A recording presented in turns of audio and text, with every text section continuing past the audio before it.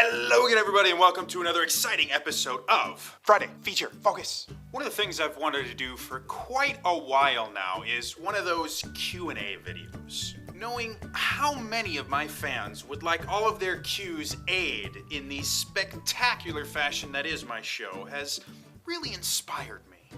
However, there's been one small issue that's been preventing me from doing this. None of my fans have actually asked me any questions. Wow, that's a big shocker there. I know, I kept trying to figure out how in the world this could be happening. I've got a few theories, and finally, I figured it out. Obviously, it can't be that no one actually cares about my boring life or wants to listen as I drivel on about pointless stories involving me sitting at a computer pretending I have a social life. Obviously, can you hear yourself right now?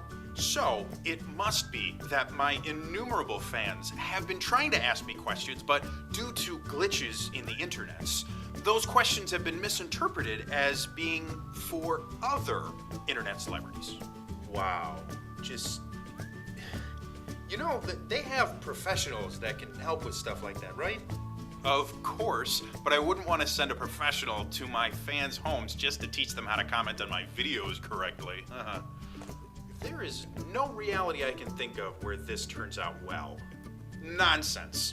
I have scoured the internets looking for questions that were asked of other celebrities that were obviously supposed to be asked about me. And I'm going to answer them for you now. Of course, it would be really weird if someone of my stature were to ask these questions to himself. Sure, that's the weird part. I would like to introduce my special guest for tonight, who is world-renowned for his question-asking abilities. Ladies and gentlemen, here is my impression of James Lipton. I didn't think it could get any worse. I was wrong. Hello. I would like to start by thanking you for giving me the opportunity to delve into the mind of such a prolific artist as yourself. Oh boy. Why, thank you, Mr. My Impression of James Lipton. You are very much welcome. Now, without any further ado, I would like to start with the first question. By all means. So why is blue your favorite color? Wow, that's a weird way to pronounce green. I guess it'd have to do with the fact that when I was young, my favorite Power Ranger was the Green Ranger. Fascinating. Next question. Is there any color you wouldn't dye your hair?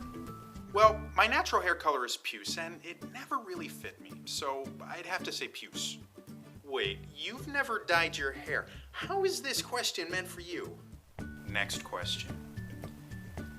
Gabe, who were your main influences to get you into writing? Your name's not Gabe. It doesn't even sound like it. It's pronounced Jody, but a lot of people mess that up.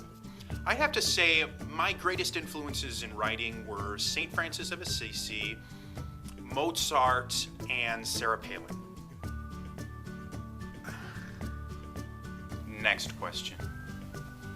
I was wondering, what is your experience working with Will Wheaton? Well, Will is an amazing person. It's been so great to see him grow as an actor. Obviously, all the advice I've been giving to him over his career has really been paying off. He's been acting longer than you've been alive. And doesn't he have a restraining order against you?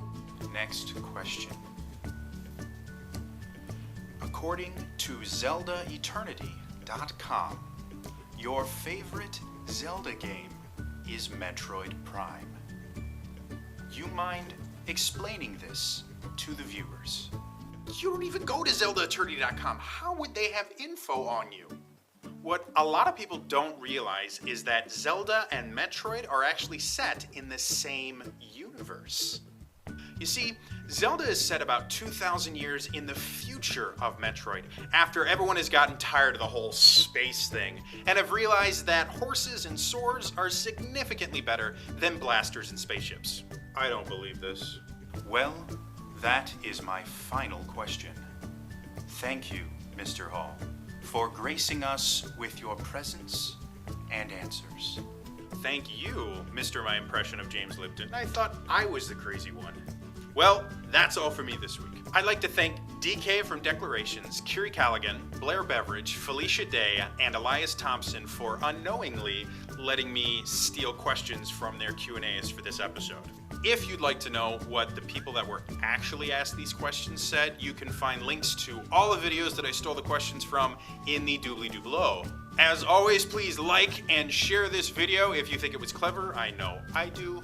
Also, please subscribe to the channel if you want to see more self-indulgent stuff like this and other crazy things. In the comments below, feel free to ask any questions you have of me, or any questions you've seen in other Q&As that obviously should have been asked to me. Again, that's all for me this week, and I will see you guys on Monday. Bye-bye.